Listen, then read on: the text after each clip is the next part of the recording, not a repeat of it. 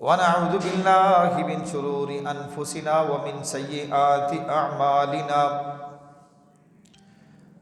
من يهده الله فلا مضل له ومن يضلله فلا هادي له أشهد أن لا إله إلا الله وحده لا شريك له وأشهد أن محمدًا عبده ورسوله أما بعد فإن خير الحديث كتاب الله وخير الهدي هدي محمد صلى الله عليه وسلم وشر الأمور محدثاتها وكل محدثة بدعة وكل بدعة ضلالة وكل ضلالة في النار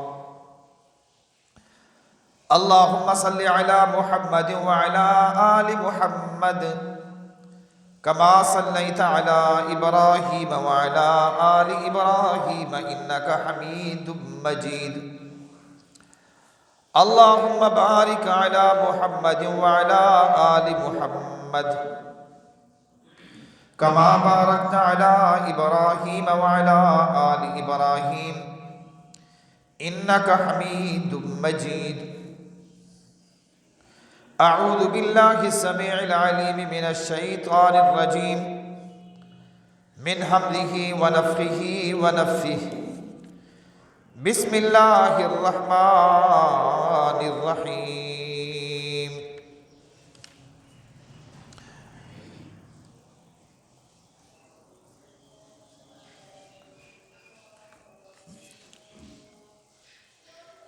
فإن طلقها فلا تحل له من بعد حتى تنكح زوجا غيره فإن طلقها فلا جناح عليهما أن يتراجعا إن ظنا أن يقيما حدود الله وتلك حدود الله يبينها لقوم يعلمون رب اشرح لي صدري ويسر لي أمري واحلل عقدة من لساني يفقهوا قولي سبحانك لا علم لنا إلا ما علمتنا إنك أنت العليم الحكيم حمد و ثنا تعریف و تسبیح اللہ خالق کائنات مالک ارض و سما کی ذات مبارکات کے لیے لائق اور زیبا ہے۔ درود و سلام جناب محمد الرسول اللہ صلی اللہ علیہ وسلم کی ہستی اقدس و مقدس کے لیے عصر حاضر میں پوری دنیا میں ایک فکری جنگ چل رہی ہے، ایک ثقافتی یلغار ہے جس کے ذریعے عالم کفر مسلمانوں سے ان کی عظیم الشان ثقافت، ایک اسلامی تہذیب وہ چھیننا چاہتا ہے۔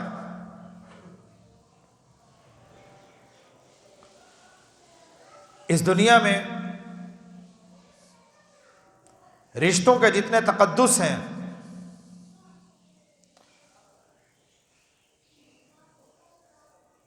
بالخصوص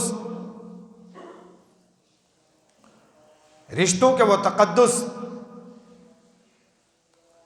جن کی اسلام حوصلہ افزائی کرتا ہے،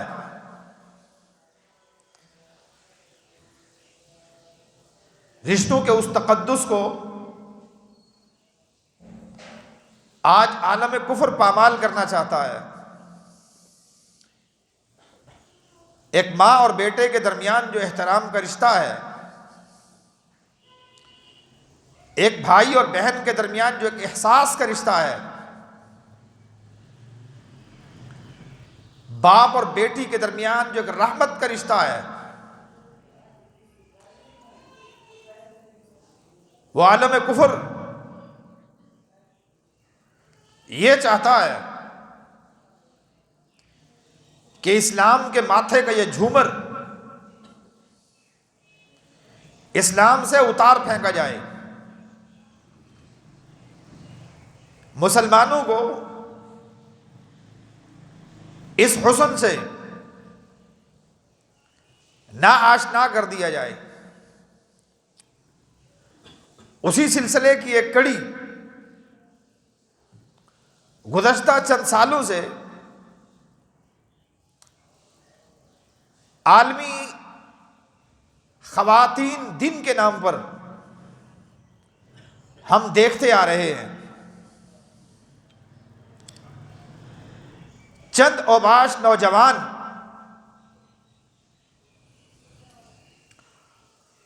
اور اسلامی روایات سے بے بہرا کچھ خواتین جو ابتدا میں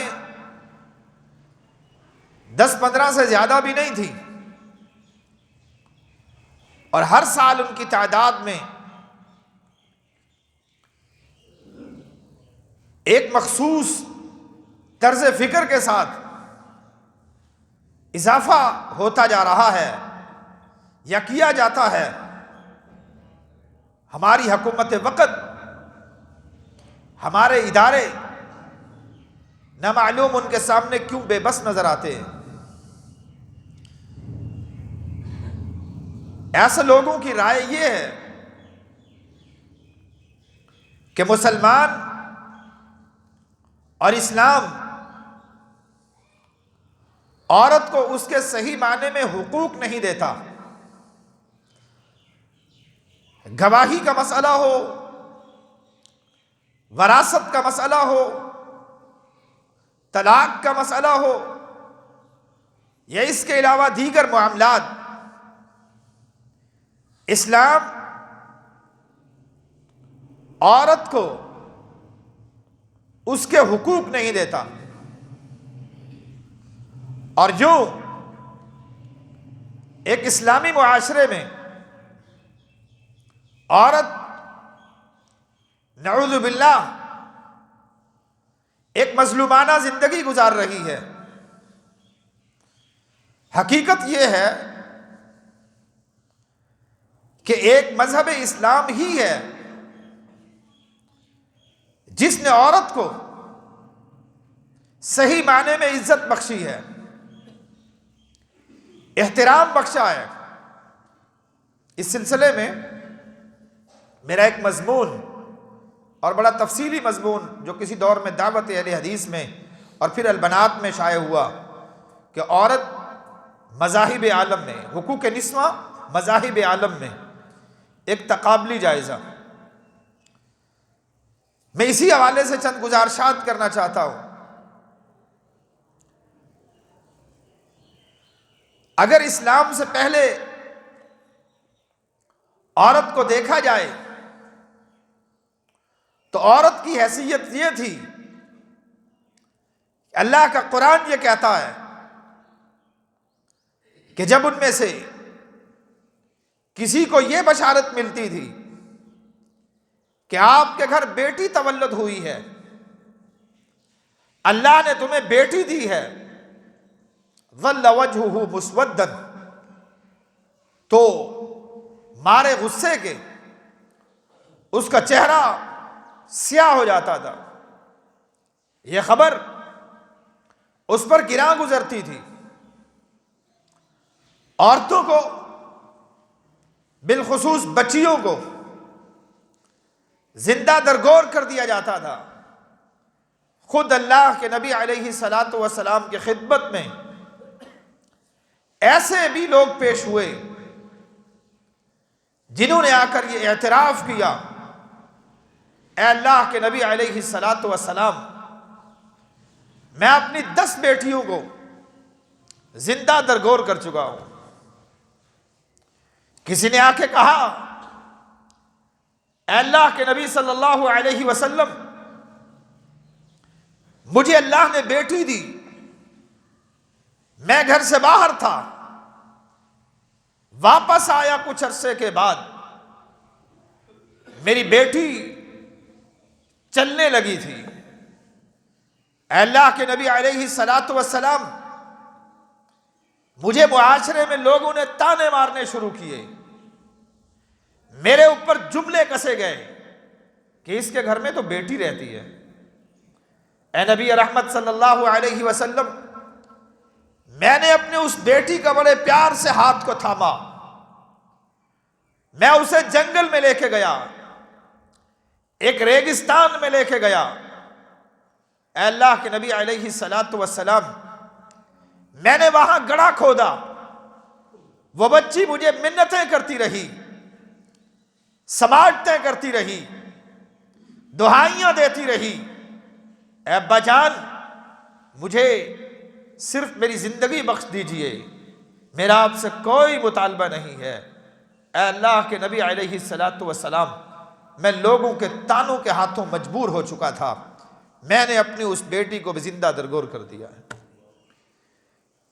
حضرت عائشہ صدیقہ رضی اللہ تعالی عنہ راویہ ہیں، دور جاہلیت کے نکاح کا منظر پیش کرتی ہے کہ 4 طریقوں سے دور جاہلیت میں نکاح کیا جاتا تھا۔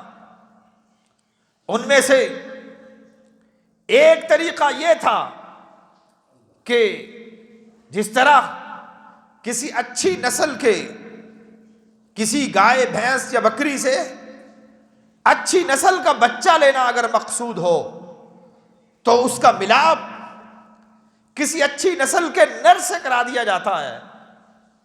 تو اگر کسی خاتون سے یہ مقصود ہوتا تھا کہ اس سے خوبصورت بچہ مقصود ہو یا بہادر بچہ مقصود ہوتا تھا تو کسی بہادر خاندان کے کسی مرد کے ساتھ اس کی ایک رات ملاپ کرا دیا جاتا تھا۔ یہ عورت کی عزت تھی، یہ عورت کی حیثیت تھی دور جاہلیت میں، اسے کبھی زندہ درگور کیا جاتا ہے۔ اور امام البانی رحمہ اللہ نے اپنی معروف کتاب سلسلہ احادیث الصحیحہ میں باب التعلیم النساء الکتابہ کا ایک باب باندھا ہے کہ عورت کو لکھنا پڑھنا سکھانا، اس پر احادیث قائم کی ہیں کہ اسلام یہ درس دیتا ہے کہ عورت کو لکھنا پڑھنا سکھایا جائے۔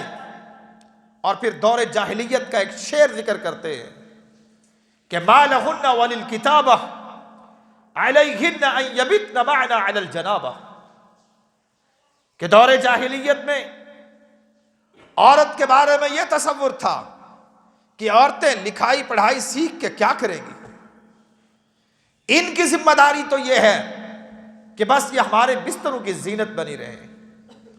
عورت کو اس کی حیثیت صرف یہ سمجھی جاتی تھی کہ ایک مرد کی بستر کی خوبصورتی اور اس کی تزئین کا باعث رہے اور افزائش نسل کا ایک ذریعہ کے علاوہ اس کی کوئی حیثیت نہیں تھی۔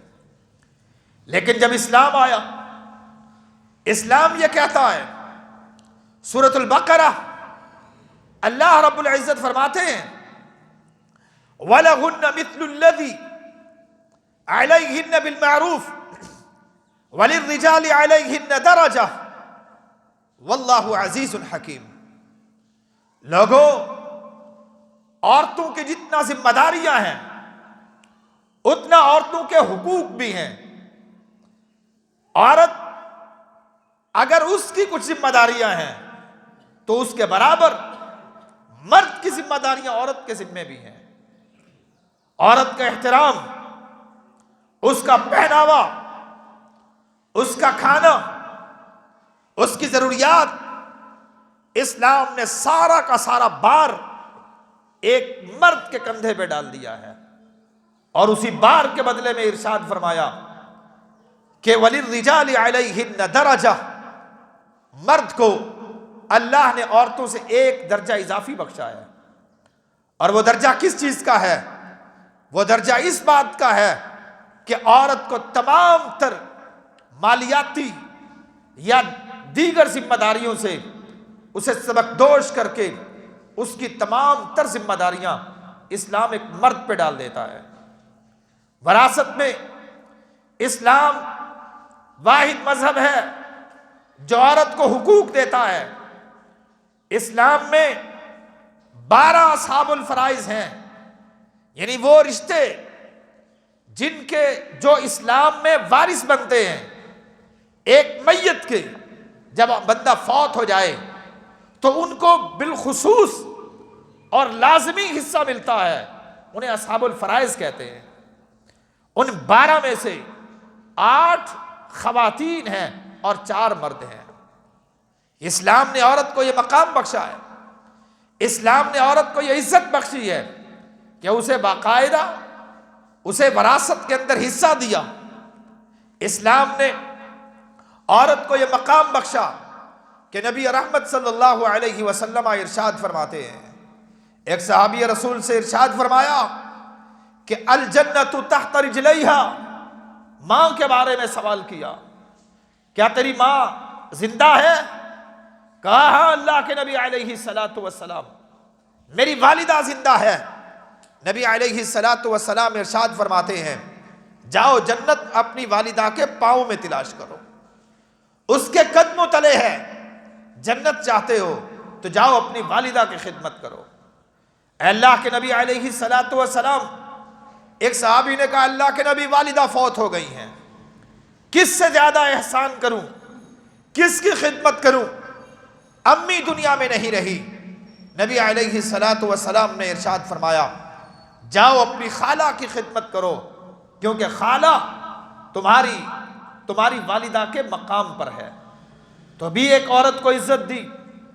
اسلام ماں کو یہ مقام دیتا ہے کہ صحابی رسول صلی اللہ علیہ وسلم پوچھتے ہیں، اے اللہ کے نبی علیہ الصلوۃ والسلام، سب سے زیادہ حقدار کون ہے جس کے ساتھ میں احسان کروں، جس کا میں خیال رکھوں، جس کے ساتھ میں نیکی کروں؟ نبی رحمت صلی اللہ علیہ وسلم نے فرمایا، امک، تیری والدہ اس بات کی مستحق ہے کہ تو اس کے ساتھ نیکی کر۔ ثم من یا رسول اللہ، اے اللہ کے نبی اس کے بعد؟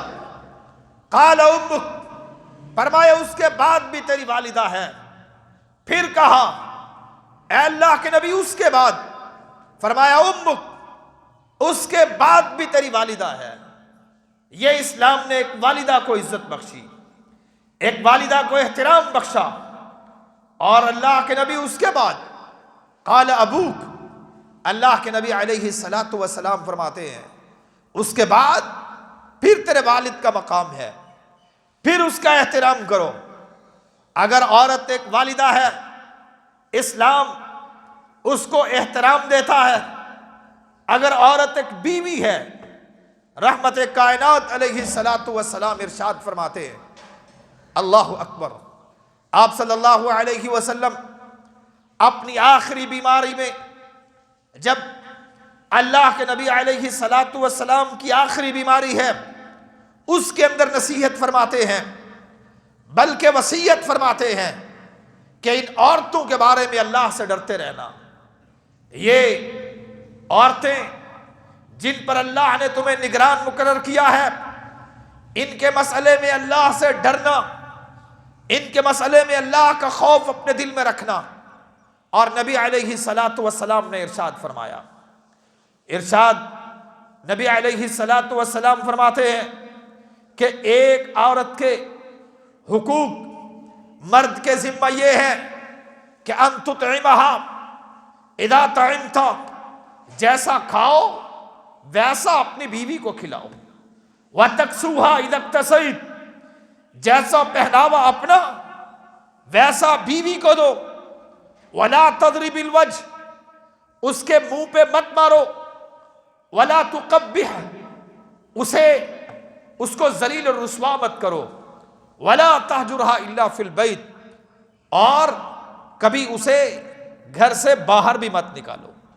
کوئی ناراضگی، کوئی غصہ، کبھی سرزنش مقصود ہے تو اپنے گھر میں اسے رہنے دو، اور اپنے گھر میں اسے رکھ کر ہی اس سے اظہار غصہ کر سکتے ہو۔ اگر کوئی نصیحت مقصود ہے، اگر اسے اس کی تربیت مقصود ہے، اس کو سرزنش کر سکتے ہو، لیکن اسے تم گھر سے نہیں نکال سکتے۔ یہ اسلام نے ایک بیوی کے بارے میں ارشاد فرمایا کہ ایک بیوی کو تم نے کیسے رکھنا ہے، اس کو اپنے جیسا پہنانا ہے، اپنے جیسا کھلانا ہے، اس کو منہ پہ مارنا نہیں ہے، اس کے حقوق کا خیال رکھنا ہے۔ اور اگر یہی عورت بیٹی ہو جائے، اسلام پھر وہاں بھی کہتا ہے، نبی رحمت صلی اللہ علیہ وسلم نے ارشاد فرمایا، جس بندے کی 3 بیٹیاں جسے رب دے، اللہ جس بندے کو 3 بیٹیاں عنایت کرے، فَأَدَّبَهَا فَأَحْسَنَ أَدَبَهَا، اس نے ان کی تربیت کی، ان کی اسلامی آداب سکھائے، انہیں تربیت دی۔ نبی رحمت صلی اللہ علیہ وسلم نے فرمایا وہ جنت میں میرے ساتھ اس طرح ہوگا، وَضَمَّ أَصَابِعَهُ، اپنی انگلیوں کو ملا کے ارشاد فرمایا کہ وہ جنت میں یوں میرے ساتھ کھڑا ہوگا۔ اور نبی رحمت صلی اللہ علیہ وسلم سے صحابی نے پوچھا، اے اللہ کے نبی، اگر کسی کو اللہ 3 بیٹیاں نہ دے، 1-2 بیٹیاں دے دے، رحمت کائنات نے فرمایا جو 2 کی بھی اسلامی تربیت کر جائے اس کے لیے بھی یہی اجر و ثواب ہے۔ صحابی کہتے ہیں میں نے 1 کا پوچھا نہیں، لیکن انداز نبوت یہ بتاتا تھا، اس وقت کا پس منظر یہ بتاتا تھا کہ اگر میں 1 کے بارے میں بھی کہتا تو اللہ کے نبی علیہ السلام 1 بیٹی کی تربیت کرنے والے بندے کے لیے بھی یہی اجر و ثواب ارشاد فرما دیتے۔ یہ مقام اور دوسرے مقام پہ ارشاد فرما دیا، کہا من کانت لہ انثی فلم یعدھا ولم یہنھا ولم یؤثر ولدہا علیہ، یعنی ولم یؤثر ولدہ علیہا یعنی الذکور، ادخلہ اللہ الجنہ، جسے اللہ 1 بیٹی دے دے، من کانت لہ انثی، جسے اللہ 1 بیٹی دے دے، فلم یعدھا، وہ اس کو زندہ درگور نہ کرے، ولم یہنھا، اس کو ذلیل اور رسوا بھی نہ کرے، ولم یؤثر ولدہ علیہا، اپنے بیٹے کو بیٹی پر ترجیح نہ دے، ادخلہ اللہ الجنہ، آسمانوں کا رب اسے جنت میں داخل کر دے گا۔ حضرات، اسلام نے عورت کو یہ مقام بخشا ہے، یہ عزت بخشی ہے، اور آج کی عورت پھر یہ سمجھتی ہے شاید کہ آج وہ یہ سمجھتی ہے کہ جس طرح مغرب نے اسے سودائے بازار بنا دیا ہے، جس طرح مغرب نے ایک عورت کو اس کی 4 دیواری سے نکال کر مارکیٹ کا ایک ورکر بنا دیا ہے، ایک مزدور بنا دیا ہے، آج اسلام کے اس عظیم ترین مقام سے عورت گر کے ایک بس میں، ایک ہوائی جہاز میں مزدوری کرنے پہ راضی ہے، اور اسلام کے اس عظیم مقام سے وہ دوبارہ گر کر پھر اسی ذلت اور رسوائی کی گھٹا ٹوپ اندھیروں میں جینا چاہتی ہے۔ اسلام نے تو اسے 4 دیواری بخشی، اسلام نے اسے عزت بخشی، اسلام نے اسے ایک نگینے کی طرح، ایک قیمتی موتی کی طرح کہ جسے ایک خوبصورت ڈبیا میں پیک کر کے رکھا جاتا ہے۔ کبھی دیکھا کہ پتھروں کو یا مٹی کے تودوں کو کوئی آدمی خوبصورت ڈبیوں میں لپیٹ کے رکھے؟ ڈبیوں میں لپیٹ کر ہیروں کو رکھا جاتا ہے، نگینوں کو رکھا جاتا ہے، قیمتی چیزوں کو رکھا جاتا ہے۔ اسلام نے عورت کو یہ مقام بخشا کہ اسے ایک ہیرے کی طرف 4 دیواری کا تقدس بخشا، اور اس کی ڈیوٹی ایک لگائی، اور وہ کیا ہے اس کی ڈیوٹی کہ نبی علیہ السلام نے ارشاد فرمایا، ان خیر متاع الدنیا المرأة الصالحہ، دنیا کا بہترین سامان ایک نیک خاتون ہے، اور اس کی ذمہ داری کیا ہے کہ اذا نظر الیہا سرتہ، اس کا خاوند گھر میں آئے تو اپنے خاوند کو مسکراتے چہرے کے ساتھ ملے اور اس کو خوش کر دے۔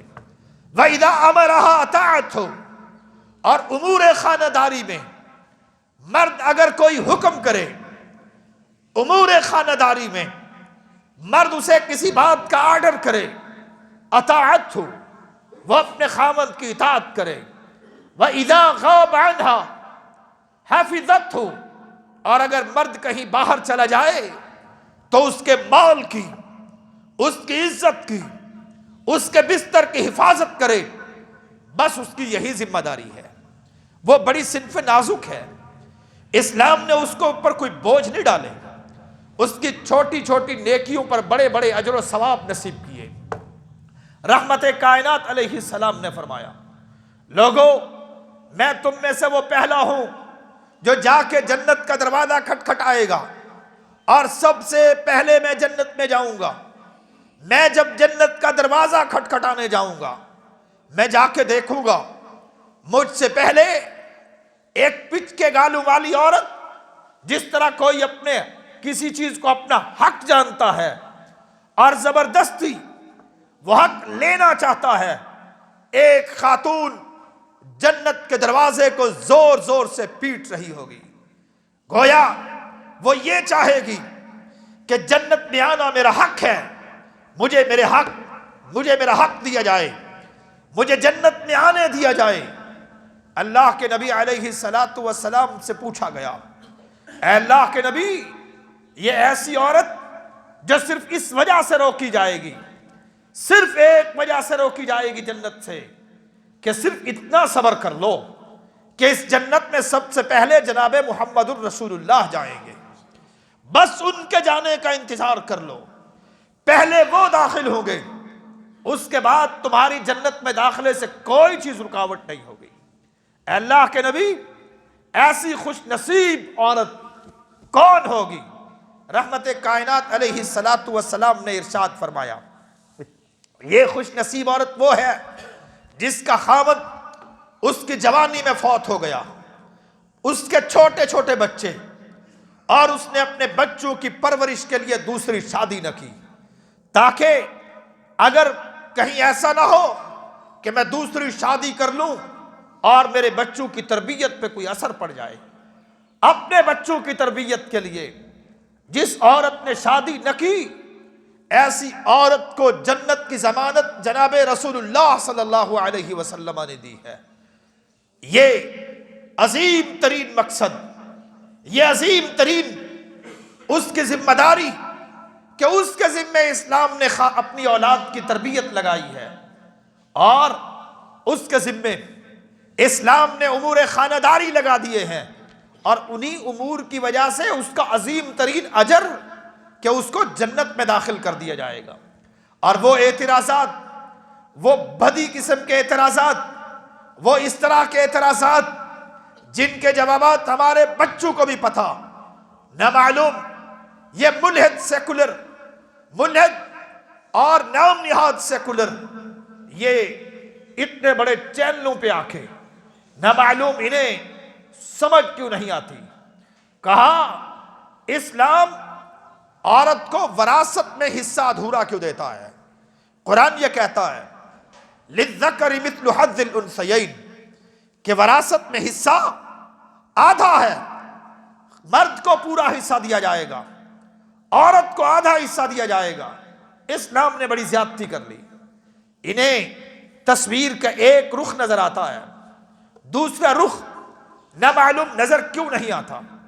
عورت اگر بیٹی ہے، ذمہ داری باپ پہ ڈالی گئی، عورت ماں بن گئی، ذمہ داری بیٹے پہ ڈالی گئی، عورت بیوی بن گئی، ذمہ داری خاوند پہ ڈالی گئی، پوری زندگی میں پیدائش سے لے کر وفات تک ایک مرحلہ بھی ایسا نہیں جس میں اسلام نے کوئی مالیاتی ذمہ داری عورت کے اوپر لگا دی ہو، کوئی ایک مرحلہ بھی ایسا نہیں۔ اولاد باپ کی ذمہ داری، بیوی خاوند کی ذمہ داری، بیٹی باپ کی ذمہ داری۔ اسلام اسے عورت بھی جوان ہو گئی، اس کا بھائی بھی جوان ہو گیا، بچی بھی جوان، بچہ بھی جوان، باپ فوت ہو گیا، اسلام اب یہ کہتا ہے اس کی شادی کر دو۔ اب اس نے شادی کی، اب اس کے ذمہ داریاں باپ کے بعد بھائی پہ، بھائی کے بعد خاوند پہ، اس کے ذمے کوئی کام بھی نہیں ہے۔ اور دوسری طرف خاوند وہ لڑکا جسے اسلام پورا حصہ دیتا ہے، ساری کی ساری مالیاتی ذمہ داریاں اس کے اوپر لگا دی گئی۔ اب جس کی ذمہ داریاں زیادہ ہیں، یہ انصاف کا تقاضا ہے کہ اس کو دیا بھی زیادہ جائے، اور جس کی ذمہ داریاں کم نہیں بلکہ نہ ہونے کے برابر ہیں، بلکہ نہیں ہیں، برابر نہیں، بلکہ اس کے ذمے کوئی مالیاتی ذمہ داری نہیں، اس کو احسان کرتے ہوئے اسلام نے پھر بھی آدھا حصہ اس کو بھی دیا ہے، حالانکہ اس کے ذمے خرچہ 1 روپیہ کا بھی نہیں، اس کے ذمے تمام اخراجات، لیکن پھر بھی اسلام نے اسے پورا حصہ دیا، 1 حصہ دیا، اور آدھا حصہ اس کو بھی دیا ہے۔ یہ تو عین انصاف ہے، اس میں کوئی نا انصافی کی بات نہیں، یہ عین عقل کے مطابق ہے، اس میں کوئی عقل کے خلاف بات نہیں۔ پھر اعتراض یہ کرتے ہیں کہ اسلام مرد کو 4 شادیوں کی اجازت دیتا ہے، عورت کو 1 شادی کی اجازت کیوں ہے؟ عورت کو بھی پھر اسلام کو چاہیے تھا کہ وہ متعدد شادیوں کی اجازت دے۔ یہ بھی جاہلانہ اعتراض ہے۔ اور حیاتیات کے ماہرین سے پوچھئے، طب کے ماہرین سے پوچھئے، میڈیکل فیلڈ کے لوگوں سے پوچھئے، اور فلاسفہ سے پوچھئے، جو نفسیاتی امور کے ماہرین ہیں ان سے پوچھئے۔ ہر آدمی اور ہر صنف کی ضروریات کا خالق نے ان میں تفاوت رکھا ہے، اس میں فرق رکھا ہے۔ ایک عورت، اس کی جو اللہ نے فطرت بنائی ہے اس میں اللہ نے کمزوری رکھی ہے، اور وہ کمزوری اس عورت کا حسن ہے۔ وہ ایک عورت 4 مرد کی ذمہ داریاں، 4 مردوں کے حقوق ادا نہیں کر سکتی، یہ اللہ نے اس کی فطرت میں رکھا ہے۔ اس کے بس کی بات نہیں ہے کہ وہ 4 مردوں کے حقوق ادا کر سکے۔ حقوق میں ہمہ قسمی حقوق ہیں۔ ایک عورت، ہم اپنے گھروں میں دیکھ لیجئے، ہم ایک خاتون، اس کو کپڑے دھونے کے لیے الگ ماسی رکھ کے دیتے ہیں، اسے آج کے دور میں ہر کام کے لیے الگ الگ اسے نوکرانی رکھ کے دی جاتی ہے، پھر بھی رات کو وہ یہ کہتی ہے کہ میں تو سارا دن کام کرتی ہوں، فلاں بیماری فلاں بیماری۔ اللہ نے اس کی فطرت کے اندر کمزوری رکھی ہے، اسی وجہ سے اسلام نے اس کے ذمہ داریاں بھی کم کر دی ہیں۔ اگر 4 شادیوں کی ایک عورت کو اجازت دے دی جائے، اس کی ذمہ داریاں بڑھ جائیں گی۔ تمہارے دماغوں میں، تمہاری سوچوں میں صرف ایک جنسی سوچ غالب ہے۔ تم یہ سمجھتے ہو کہ شاید عورت کی یہ ضرورت اسلام اس کے اوپر ڈاکہ ڈال رہا ہے۔ نہیں، اسلام تو اس کی ذمہ داریاں کم کرنا چاہتا ہے، اس وجہ سے کہ خالق کائنات نے اس کی جتنی حیثیت بنائی ہے، جتنی اس کو طاقت بخشی ہے، اس کے اوپر ذمہ داریاں بھی اتنی ڈالی ہیں۔ اور پھر اگر کامن سینس کی بات کی جائے، ایک مرد 4 بیویاں رکھتا ہے، اسے یہ معلوم ہے، 4 بیویوں کو یہ پتا ہے کہ میرے رحم کے اندر پلنے والا بچہ اسی مرد کا ہے۔ مرد کو اس بچے کو اپنے باپ کا بھی پتا ہے، اس بچے کو اپنے ماں کا بھی پتا ہے۔ اگر ایک عورت کو 4 شادیوں کی اجازت دے دی جائے، بتلاؤ یہ کیسے پتا چلے گا کہ یہ کون سے خاوند کا بچہ ہے، یہ نطفہ کس کا ہے، یہ بیٹا کس کا ہے، یہ وارث کس کا بنے گا، اسے کس کی جائیداد سے حصہ ملے گا، اس کی ذمہ داری کس پہ آئے گی، اس کی پرورش کون کرے گا۔ اور جاؤ آج یورپ کے نظام خانگی کو دیکھو، یورپ کے گھریلو نظام کو دیکھیے، اتنا پٹ چکا ہے کہ وہاں بچے آج ریاست کو سونپے جا رہے ہیں کہ پتہ ہی نہیں کہ بچہ کس کا ہے. اور یہ تحریکیں چل رہی ہیں آج یورپ میں کہ آئی ڈی کارڈ کے اوپر والد کا خانہ کاٹ کے والدہ کا خانہ درج کیا جائے کہ والدہ کا نام لکھا جائے. اب والدہ کیا کرے گی؟ کتنا پالے گی؟ کتنا اس کی اوقات ہی کتنی ہے؟ اسے اللہ نے طاقت ہی کتنی بخشی ہے؟ باہر کیف. اور پھر اگر جس پیمانے سے آپ بات کرتے ہو، اگر اس زاویے سے دیکھا جائے تو بھی اسلام نے عورت کو ایک مقام بخشا ہے. اسلام سے پہلے ایسے لوگ بھی نبی علیہ السلام کی خدمت میں حاضر ہوئے. کسی نے کہا اللہ کے نبی میرے پاس 10 بیویاں ہیں. کوئی آیا کہنے لگا اللہ کے نبی میرے پاس 8 بیویاں ہیں. کسی نے آ کے کہا میرے پاس 5 بیویاں ہیں. نبی رحمت نے تو یہ الٹا تعداد کو کم کیا ہے. جاہلیت کے دور میں تو لوگ 10 بیویاں بھی رکھا کرتے تھے. اسلام نے تو یہ احسان کیا ہے پھر کہ اسلام نے 10 سے کم کر کے 4 شادیوں کی اجازت دے دی ہے. اور پھر اگر آج کے حساب سے دیکھا جائے، آج آپ جائیں اعداد و شمار سے جو لوگ شغف رکھتے ہیں ان سے پوچھئے کہ مردوں کی تعداد، بچوں کی تعداد، شرح پیدائش بچیوں کی نسبت زیادہ ہے کم ہے؟ بچیوں کی شرح پیدائش زیادہ ہے اور بچوں کی شرح پیدائش کم ہے. اور پھر شرح اموات اس پیریڈ میں کہ جو ولادت کے بعد جلدی جو بچے فوت ہو جاتے ہیں، یعنی کم سنی کی عمر میں پیدائش کی شرح بھی بچوں کی کم اور اموات کی شرح بچوں کی زیادہ ہے. جائیں آپ کسی ہاسپٹل کا ریکارڈ چیک کریں، یا آج تو بڑا آسان اس چیز کو چیک کرنے کے ذرائع ہیں، انٹرنیٹ کی دنیا ہے. آپ چیک کریں، ماہرین یہ بتاتے ہیں کہ شرح اموات بچوں کی زیادہ ہے اور شرح پیدائش بچیوں کی زیادہ ہے. یعنی ادھر سے بچے کم پیدا ہوئے اور پھر فوت زیادہ ہو گئے، یعنی عورتوں کی تعداد میں مزید اضافہ ہو گیا. اور پھر عام اموات سے ہٹ کر، طبعی اموات سے ہٹ کر جو دیگر قسم کی یا ایسی اموات جو فطری نہیں ہوتی، طبعی نہیں ہوتی، ایکسیڈنٹ کی صورت میں، بم دھماکوں میں، وہاں مرد زیادہ فوت ہوتے ہیں. عورتیں کیونکہ گھروں میں رہتی ہیں، لہٰذا اس مرحلے میں عورتوں کی تعداد مزید بڑھ جاتی ہے. اور آپ کے ماہرین یہ بتاتے ہیں مرد کی طبعی عمر کم ہے عورت کی نسبت سے. آپ بھی اپنی سوسائٹی میں دیکھیں، اپنے گلی محلے کا وزٹ کریں، آپ کو کتنی بیوگان ملیں گی اور کتنے ایسے مرد ملیں گے جن کی بیویاں فوت ہو چکی ہیں. بیوگان کی تعداد زیادہ ہے اور جن کی بیویاں فوت ہوئیں ان کی تعداد پھر اس مرحلے میں بھی مردوں کی تعداد کم ہو جاتی ہے اور عورتوں کی تعداد بڑھ جاتی ہے.